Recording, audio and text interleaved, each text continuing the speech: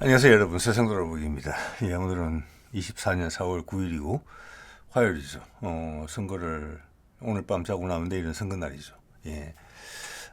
이게 선거날 하루 앞둔 거라 뭐 다른 주제를 다루기도 그렇고, 그래서 오늘도 선거에 대한 이야기를 한번 더 해보려고 합니다. 이제 오늘 제가 진행하는 방식은 제가 오늘 쭉 관련해서 선거의 지금 의미와 현황에 대한 뭐라고 할까? 신문 스크랩이라고 할까요? 네. 흐름에 적절하다고 판단되는 스크랩들을 좀 보여드리고, 거기에 대한 제 생각을 좀 말씀드리고자 합니다. 예.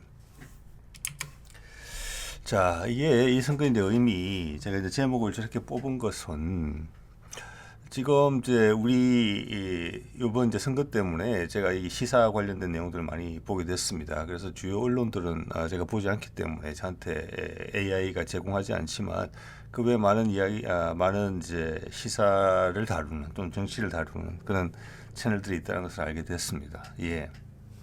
여기 한번 보면은 오늘 이제 이재명이 오늘 법정에 나갔죠. 예. 선거 하루를 앞두고.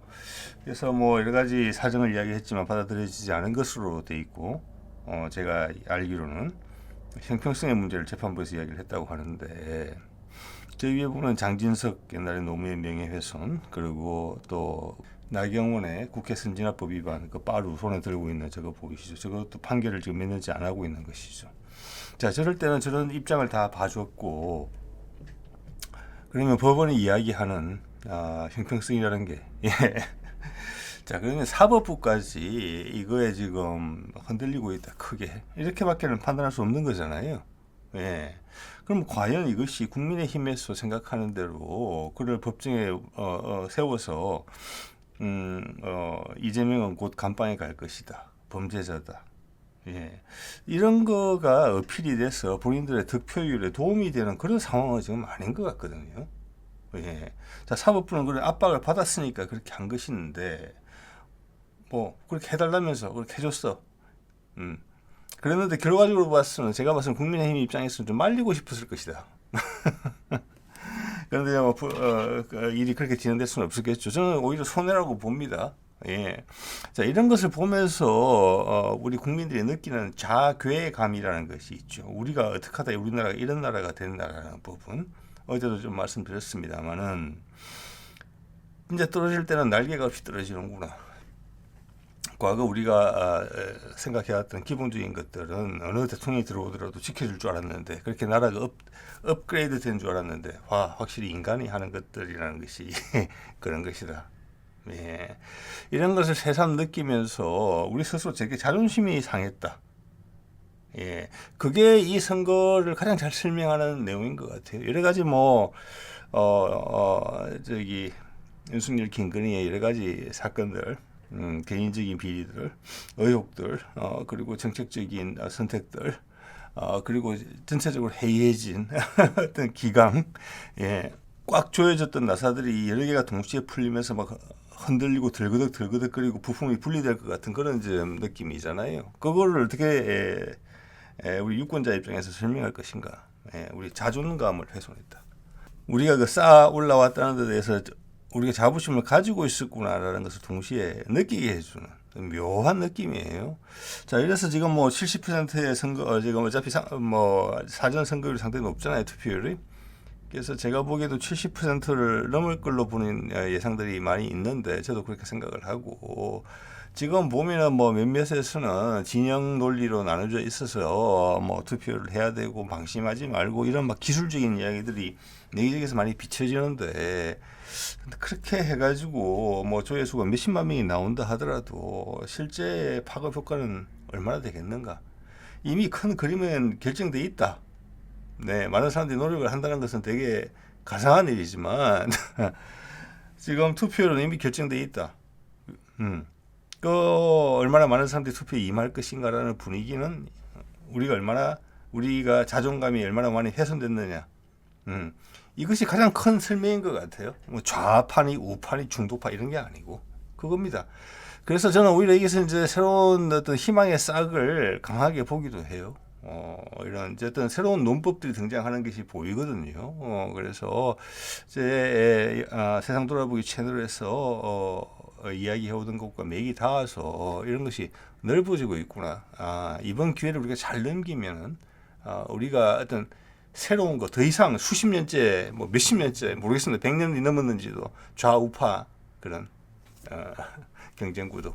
그들이 짜는 프레임이고 항상 경쟁을 1대1 박빙으로 만드는 그런 프레임이거든요. 나는 그 중에 하나에 속해야 된다. 검은 거 아니면 하얀 거. 그렇죠? 그리고 다른 프레임들은 어디에 숨어버리죠, 전부 다. 예. 자, 뭐 여기서는 길게 말씀드리지 않겠습니다. 예. 그런 것들이 붕괴되는 신호가 좀 보인다. 그것을 윤석열이 그 역할을 해주고 있다. 김건희와 더불어서. 그래서 우리 좌우도 아니고 그냥 자존심이 상했다 우리가. 자, 좌든 우든 소위 말하는 중도든 그 근간에는 우리가 우리임을 확인시켜주는 그런 자존심의 기준들이 있어요. 어디서 왔든지 몰라도 우리는 물려받은 거죠. 그 문화적 DNA를. 그걸 흔드는 거예요.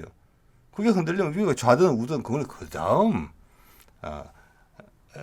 단계고 훨씬 기본적인 단계는 그거예요.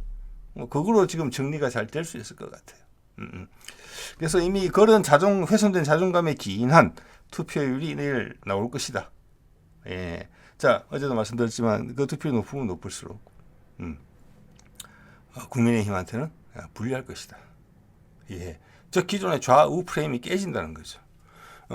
그리고 더 이상 어떻게 보면은 이제 부품 같은 걸 활용할 수 없는 그런 부분에서 지금 딱 손에 묶여 있는 상태인 것 같거든요. 부품적인 언급이 거의 없고 그걸 활용하지를 못하고 있어요.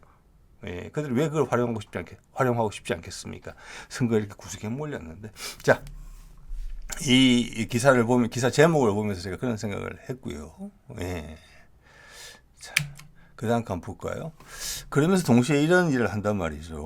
56조 세수평가 결산 발표일이 오늘인가 어젠가 뭐 그랬는데 처음으로 법정 시한을 넘겨서 선거 끝나고 발표하겠다. 예. 이재명은 알짤없이 야당 대표는 선거 바로 전날 불러세우고 이렇게 대비를 되게 만들었단 말이에요. 이거는 선거 판세가 유리할 때는 이재명을 선거 판세가 국민의힘이 유리할 때는 이재명을 법정 앞에 세우는 거 선거 하루 전날 그것이 국민의힘에 큰 도움이 될 수 있겠지만 저걸 더 구속으로만 몰 수 있는 그리고 이 세수평가 결산 발표를 늦추는 것은 그늘에 가려져서 안 보이는 것이 되겠지만 지금은 그런 상황이 아니거든요. 근데 그대로 하는 거예요. 이렇게 되면 이 격렬한 대비가 국민들한테 안 느껴져요. 최소한 저한테는. 그 결과물은 우리가 이렇게까지 망가졌나. 내 나라인데. 나도 거기에 이 나라가 옳게 되는데 여러 가지 기여를 해왔다고 나는 생각을 하는데 내 자존심이 무너지는 대비를 한 번 더 선사하는 거예요. 선거 바로 첫날. 예. 이거는 자기 발등 찍기라고 밖에는 볼 수 없어요. 예. 자, 그리고 이제 의석 수에 대해서 말씀을 좀 드려보면은 뭐 200석 이상 한다는 이야기들은 좀 많이 나오고 있고 제가 어제도 말씀드렸지만 이 가능성은 상당히 높다. 왜냐하면 조국 혁신당이 지금 비례대표에서 1등을 할 가능성이 있기 때문에 그거 더하기 범야권이라고 봤을 때 민주당이기 때문에 어제도 말씀드렸지만 60% 이상이 나올 가능성이 커요. 네. 국민의힘은 30% 언저리. 그렇게 되면 의석수가 거기서 느는 것만 하더라도 상당히 늘 겁니다. 여러 석이. 그러다 보면 지난 총선에서 그걸 언급 안 하더라고요. 네. 국민의힘이 지금의 목표치만 이야기를 해요. 뭐 120석, 30석 저는 그 불가능하다고 당연히 보고요. 지난 총선에서 103석이었어요. 지역구 더하기 비례 더해서. 자, 그러니까 100석 이하로 무너지는 것, 즉 범야권이 200석 이상 가져가는 건 지금 당연해요. 선거 분위기로 봐서는. 단지 그 하한선이 90명대에 90석 정도에 머무느냐, 90석 대에 머무느냐, 아니면 80석 대까지 내려가느냐, 그 문제고, 그것은 투표율과 상관이 있을 것이다. 투표율은 이미 결정됐다. 내일 실행만 옮기면 되는 부분이다. 우리가 뭐 왈가왈부할 필요가 없다 더 이상. 게다가 저쪽은 서로 당이 달라요. 민주당이고 조국 혁신당인데 그들의 조화는 상당히 상승 효과를 만들어내고 있어요. 투표 분위기를 끌고 가는 데 있어서 선거 분위기를. 그런데 국민의힘은 한 당인데 내부적으로 여러 가지 다른 목소리가 나오고 삐걱거려요. 예. 그래서 효율적인 마지막 마무리도 안 되고 있어요. 그래서 계속 손해가 나요. 그래서 제 추정은 오늘 하루를 더욱 하루 더 지켜봄에 있어서 접전 지역에서 국민의힘이 더 불리해진다. 그렇게 봅니다. 예. 자, 그리고 여기 이건 처음 제가 본 건데, 여기 보니까 범야권이 210석 현실이 되나? 이렇게 말씀하시는 건데, 이래 되면은 이제 90석 이하라는 이야기고, 90석 이하를 말하는 의견들도 있어요. 85, 87. 그거 충분히 가능한 이야기라고 봅니다. 예.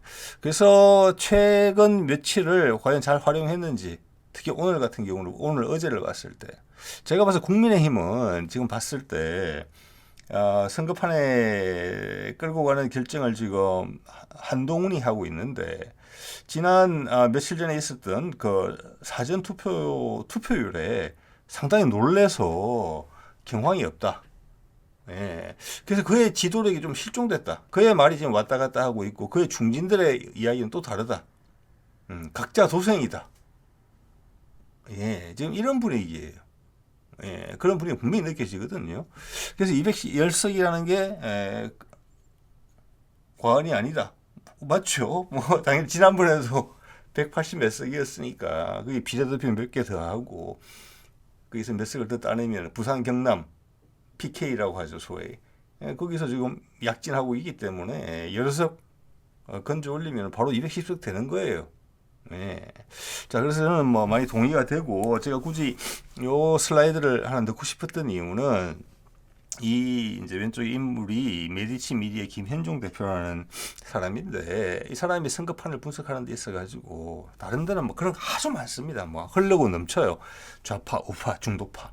그래서 중도파 어디로 땡겨와야 되고, 완전히 우크라이나 전쟁 같은 그런 방식으로 설명을 하는데, 저는 그런 프레임이 지금 유리한지는 모르겠고, 그런 백병진을 벌리는 그런 사람들도 필요하겠지만, 우리가 이 선거 국면이 넘어서 그 다음 국면, 지금 금년에 정신이 없을 것 같거든요.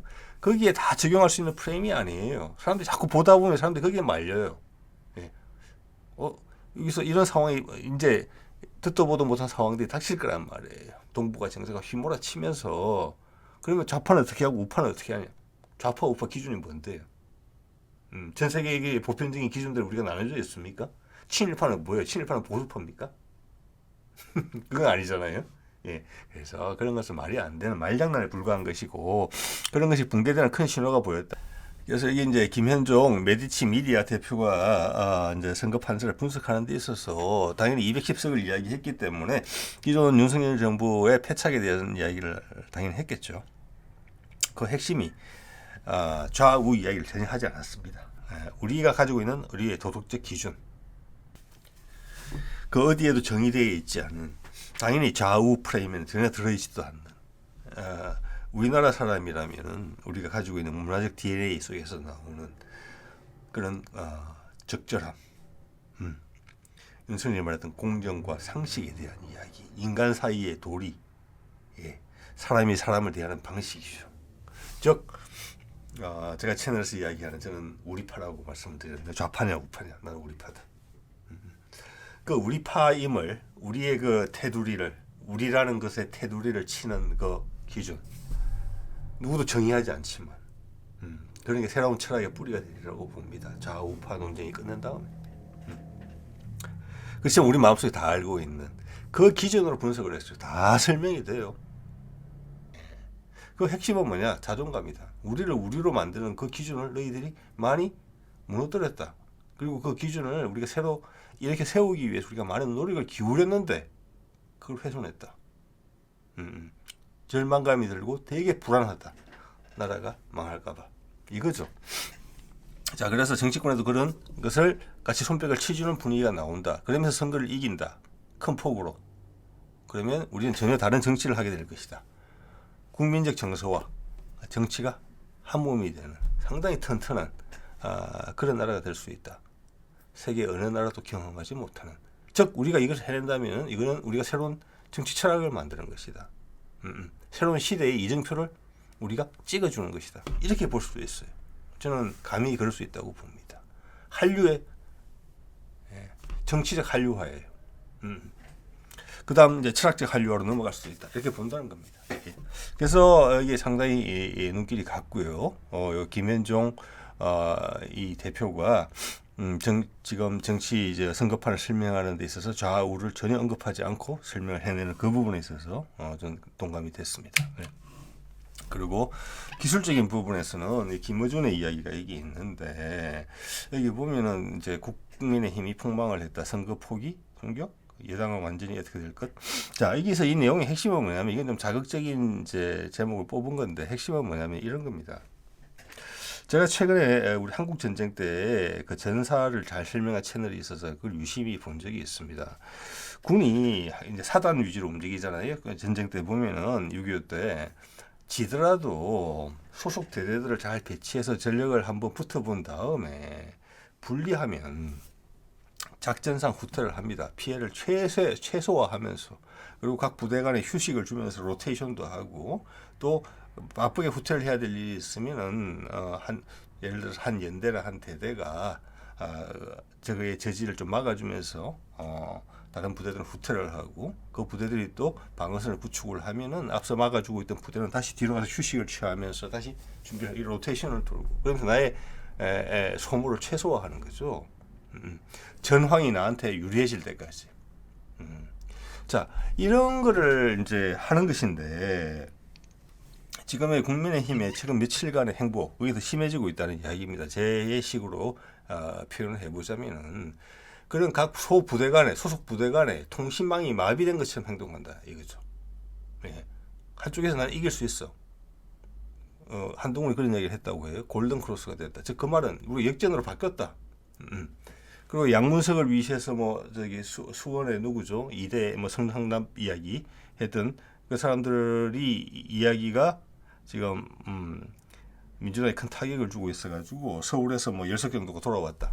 이런 표현들을 하는 데도 있고 한쪽에서는 읍소를 하면서 200석을 막아달라.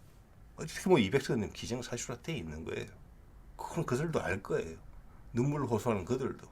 예. 자, 그런 것들이 지금 이제 전체 코디가 안 되고 있는 거죠. 서로 조화가. 조율이 안 되고 있는 거죠. 한동훈이 그 역할을 못 하고 있다는 것이고 그 뒤에는 슬금슬금 한동훈이 주도한 이 선거에서 대표를 하게 되면은 당의 지도부 자리를 노리는 당내 세력들이 슬슬 그런 발언을 내뱉기 시작하는 어떻게 보면 저걸 앞에 두고 분열이 되는 이런 양상을 보이고 있고 그걸 김어준이 지적한 거예요. 그래서 망할 것 같다. 일맥상통한다고 보죠. 쭉 이어지는 거라. 예, 거기다가 투표율까지 높으니까. 예. 그래서 지금 국민의힘은 이 작전상 후퇴를 하는 게 아니고 손에 들고 있는 무기까지 버리는 무질서한 후퇴를 하고 있다. 예, 이러면 선거 후가 어떤 상당히 복잡한 일이 발생할 것 같다. 이런 생각이 좀 드는 거죠 지금. 예, 예. 자, 이게 이제 조국을 다루는 내용인데 여기 보면은 제가 이제 이걸 고른 이유는 그 언급 때문에 그렇습니다. 똑띠하라는데 좌우가 어디 있나 이겁니다. 아까 제가 소개해드렸던 그 무슨 미디어 대표 양반은 하고 같은 의견이죠. 그래서 이런 것이 등장하고 있구나. 우리가 지금 짧은 시간에 압축해서 큰 변화를 지금 넘어가고 있구나. 그 1차 관문이 지금 선거구나. 이런 생각이 든다는 거죠. 제 식으로 이야기하면 이거는 우리파다. 좌우에 이전에 우리가 있고 그 기준이 있는 것이다. 그 기준이 충족될 때 그 다음 내 성향에 따라서 좌도 있고 우도 있는 것이 현실에 부딪혔을 때 그렇지만 우리가 우리임을 말하는 그 기준에서 부합하지 못하면 좌우는 아무 의미가 없다. 지금 그 단계다. 그래서 그걸 우리 자존감의 상실에 따른 우리의 분노다. 그게 이 선거의 핵심이다. 뭐 선거판에서 달고 다른 이야기를 하자면 정권 심판론이다. 네. 자, 그래서 이것이 이제 앞뒤가 맞고 이런 이야기들이 많이 나온다. 좌우가 어디 있느냐. 예, 그런 걸 말할 수 있는 단계로 우리가 올라섰다. 이건 대단한 거다. 예. 그러면 과연 우리가 갖고 좌우라는 껍질을 벗겨냈을 때 우리가 가진 게 있을까? 당연히 있죠. 그걸 우리가 만들어내야 돼요. 그게 여러분이나 제가 우리의 역사에 있어가지고 이 시점을 살고 있다는 것은 그런 것을 해내야 되는 당사자들이다. 우리 숙제다. 이렇게 보셔도 될 것 같다. 이런 생각을 해보게 됩니다. 자, 그러면서 재밌는 이제 집회에 나온 사람의 그 표현을 이제 조국이 들고 있는 거죠. 이게 뭐 잘 정리를 해주고 있다고 봅니다. 이 이야기 결론 제가 읽어드릴게요. 입털막 뭔지 대부분 다 아실 거예요. 저도 대부분 다 알겠더라고요. 파털막도 모자라 구털막. 복면가왕 9주년에 봉변가왕 이게 나라냐구. 똑띠 이 부산인 것 같습니다. 사투리를 그대로 쓴 거 보니까 똑띠 단디 투표하고 나라 구하자. 압도적 위하자구. 부산 마 희떡 디비 뿌자구. 이렇게 돼 있는데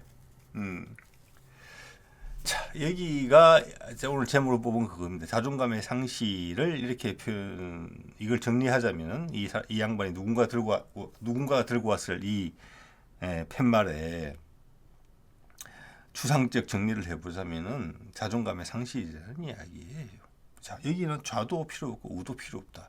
이것이 국민 대중에 먹혀 들어가는 기회를 윤석열과 김건희 그리고 한동훈이 마련해 줬다는 거예요. 우리가 마침내 한국 전쟁 이후 약 70년 만에 좌우의 틀을 벌써 던지는 것 같아요. 지금.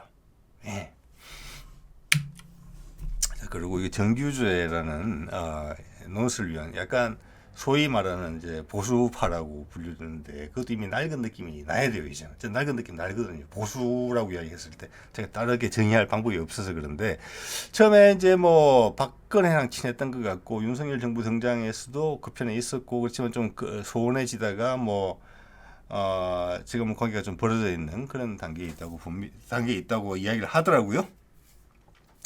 그래서 그가 그의 SNS에다가 올린 글인데 좀 장문인데 제가 한번 읽어드릴게요. 조규제는 죄송합니다. 정규제는 여기서 보수는 망했다. 보수라는 표현을 여러 번 쓰는데 보수란 말을 전혀 안 쓰고 해석하면 더 잘 되는 해석이에요. 아까 좌우가 어디 있느냐부터 해서 아까 자존감 이야기부터 했죠. 이 선거판은 좌우를 이야기하지 않고 설명해야지 훨씬 더 잘 설명이 되는 거예요. 자, 이미 근데 사실 한동훈 입장에서는 그들은 우고 저쪽은 좌고 빨갱이고, 이런 걸 강조하고 싶겠지만 그 프레임은 지금 무너졌거든요.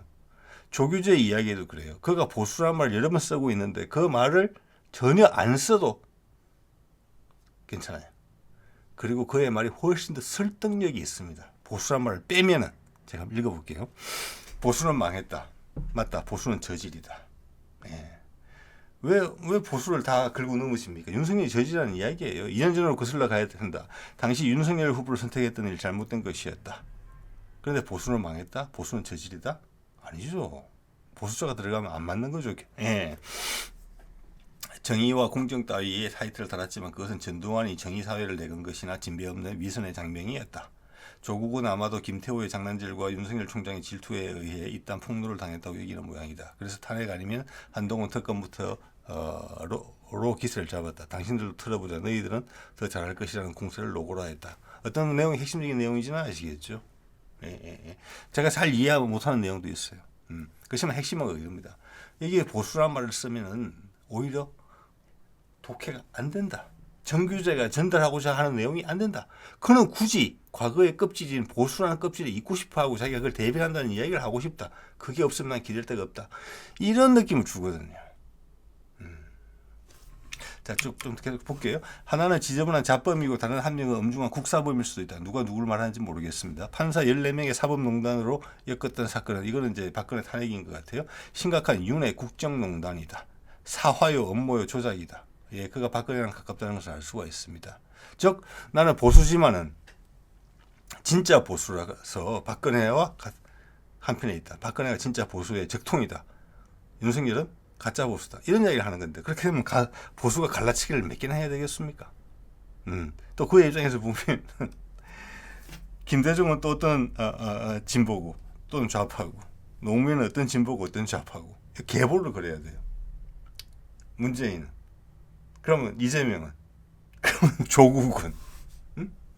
뭐 조국이 아까 이야기했잖아요. 오늘 메인 테마가 그거지 않습니까? 나는 좌우 난 잘 모르겠고 난 자존심이 상해. 네가 잘못하고 있는 거야. 우리의 본질과 거리가 너무 멀어졌어. 우리는 그 본질을 지키기 내기 위해서 많은 노력을 했거든. 너를 위해서 알게 됐어. 고맙지만 내한테 표는 절대 못 주겠어. 그런 이유 때문에. 이런 거거든요. 그래서 이 엄청나게 복잡한 글을 쓴 거예요. 되게 단순해요. 자존심이 상했다 이거예요. 왜? 정규제도 보수이기 전에 우리거든요. 우리 중에 한 명이거든요. 근데 그걸 보수라는 잣대로 설명하려니까 너무 복잡해지는 거예요. 본인을 보수에 어디에 속한다는 것을 증명하는 데 시간이 한참 걸려요. 말이 꼬리가 길어지죠. 그러니까. 예. 그러면서 윤석열 자체가 거대한 범죄다. 예. 지금 박근혜 대통령은 뭐 하는 짓인지 모르겠다. 박근혜까지도 또 꾸지람을 하네요. 전직 지도자는 정당 따위에서 초월해 있어야 하지 않나. 뭐 어떻든 범죄가 없더라도 혹은 아니더라도 손에 왕자를 그려서 토론에 나온 자를 보수로의 지도자로 삼았다? 도덕적 파탄이다. 윤은 보수라는 말입니까? 아니라는 말입니까? 그냥 떨거지다. 예. 진보에 의해서 키워졌던 사람이 그 어떤 기회를 이용해서 보수라는 껍질을 쓰면서 보수 정권이라는 이름으로 탄생을 했다. 정규조의 말대로 설명하자면 그런 거예요. 근데 왕자를 들고 했다. 핵심적인 보수의 기준에도 맞지 않는다. 무속이다. 이런 얘기를 하는 거예요. 그래서 정신이 없는 거예요. 나만 옳다는 이야기밖에 안 돼요. 그냥 이건 아니다예요. 쉽게 이야기하면 우리라는 기준에서 보면은 이건 아니다. 왜? 우리의 일원인 조규제도 우리의 많은 부분 아마 생각과 옳고 그름에 아마 98%는 똑같을 거예요. 우리랑 여러분이랑 저랑. 그 관점에서 봤을 때 자존심 상하다. 이래갖고는 안 된다. 나라 망하겠다. 우리가 이렇게 지켜오기 위해서 얼마나 많은 노력을 해왔는데 내가 얼마나 한평생을 들여서 글을 쓰고 말을 하면서 피를 토해서 이렇게 만들어놨는데 그 이야기예요. 이렇게 길게 하고 결국은 아무것도 없고 그냥 짜증내는 것처럼밖에 안 들리는 그런 글을 썼어요. 아니 보수 지지자들 말이다. 그들의 수단의 정당성 따위에는 아무런 관심도 없는 목적의 달성만을 평가하는 쿠데타의 후손들이다. 이제 보수 지지자를 요구까지 하는 거거든요. 윤석열이 휩쓸려 다니는 윤석열과 한동훈을 휩쓸려 다니는 사람들은 가짜 보수라는 거예요. 쿠데타의 후손이라는 거예요. 쿠데타의 후손은 박근혜 아닙니까? 그의 아버지가 박정희라는 뜻이 아니고 박정희의 향수를 갖고 있던 사람들이 지지한 사람이니까 그것도 쿠데타의 후손이죠. 어떻게 보면. 그러니까 이게 중구난방이고 앞뒤가 전혀 안 맞아요. 자, 그들 중 일부는 이곳저곳 소셜미디어를 다니면서 욕설 댓글이나 해대는 것을 종일의 애국 활동으로 위안 삼으며 저지를 자처한다. 말은 엄청나게 맹비난이라고 할까 아주 그냥 적나라하게 비난을 하지만 힘은 안 실려있는 그들이 부쩍 전두환 정권의 결과적 성공을 지켜세우는 것은 부끄러운 논법이다. 민주주의는 수단과 절차의 정당성을 지칭하는 말에 다름 아니다. 그래서 부끄러운 것이다. 거구다 이런 이야기를 하는 것 같은데 이게 평생을 농객으로 지낸 사람이 아무리 홧김했었다고 하지만 SNS에 이게 아닌 것 같습니다. 그죠? 우리 이미 짤막하게 설명 다 했잖아요. 좌우 프레임이 아니에요. 지금 이거는. 그걸 좌우에 끼워 맞추려다 보니까 들어왔다 나갔다가 또 파묻었다가 또 올렸다가 막 이러고 있는 거잖아요. 지금 이게 자, 그러면서 한동훈이 이재명과 조국을 범죄자 집단이라고 말하는 것은 저질 검사들의 레토릭이다. 그놈이요 민나 도로보다. 한동훈의 온갖 연설은 무언가 겉도는 인상을 준다. 열심히 하지만 이빨린 어느처럼 들린다.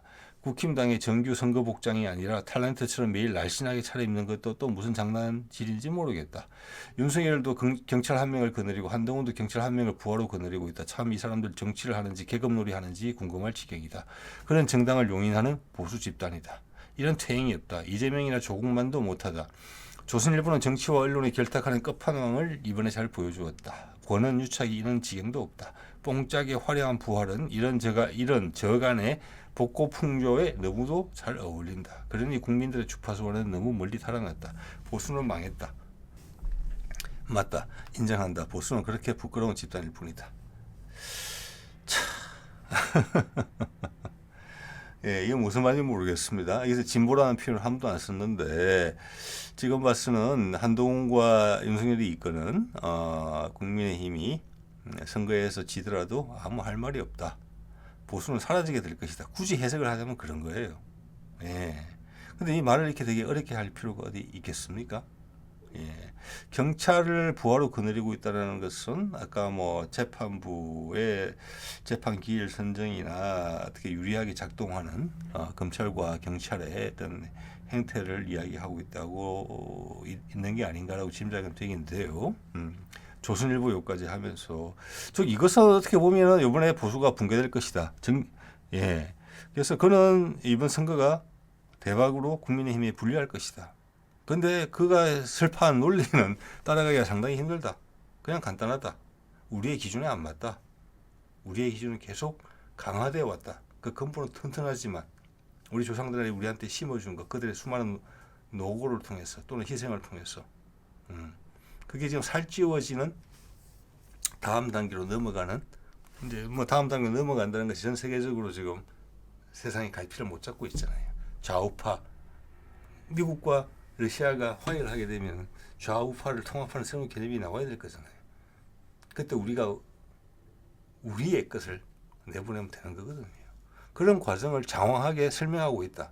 흐름을 느끼지도 못하면서 저는 그렇게 봅니다. 예. 자, 뭐 이 정도 말씀 드리면 좋을 것 같고요. 뭐 결과는 아직 안 나왔지만 어떤 새로운 어떤 튼튼한 싹이 올라온다. 그런 것들을 여러 간접적인 증거들로 확인할 수 있다. 자, 저는 뭐 이미 투표를 했고요. 여러분도 내일 투표 잘 하시기 바랍니다. 예, 내일 뵙도록 하겠습니다. 네, 오늘 여기까지 하겠습니다. 네.